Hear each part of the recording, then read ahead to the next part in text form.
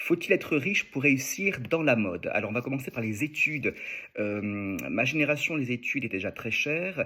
Il y avait à l'époque pas mal d'aides du gouvernement pour nous aider à payer nos études, également les contrats de qualification. Donc, on arrivait à s'en sortir, même si déjà c'était assez cher quand même, hein, sans compter le matériel. Aujourd'hui, les écoles de mode sont encore plus chères et il y a l'alternance qui est vraiment quelque chose qui est revenu et c'est très bien pour ceux d'entre vous qui font appel à l'alternance.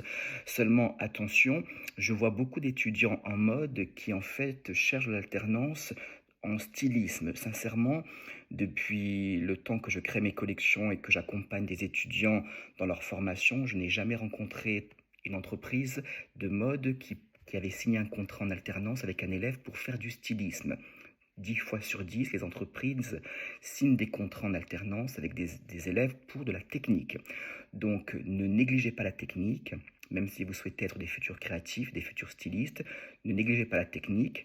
De toute façon, un bon styliste est forcément un bon technicien. On ne crée pas une collection simplement parce qu'on croit savoir dessiner et qu'on a des idées. Non, non, non, non. On crée parce qu'on est aussi technicien et qu'on sait choisir les matières, on sait parler de technologie des textiles, couleurs, formes, coupes, modélisme, etc.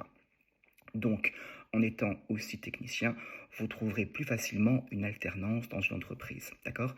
Autre chose, ne signez pas le contrat avec l'école avant d'avoir signé le contrat en alternance avec l'entreprise.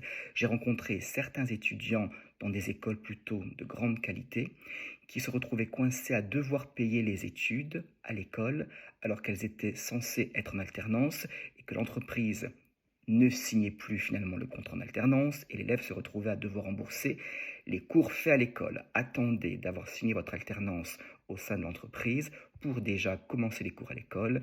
De ce fait, l'entreprise paye les cours à l'école et tout le processus se met en marche plus simplement. D'accord? Donc voilà, faut-il être riche pour réussir dans la mode? Au niveau des études, on peut s'en sortir avec l'alternance. Je vous parlerai de la suite lorsqu'on crée ces collections. À très bientôt.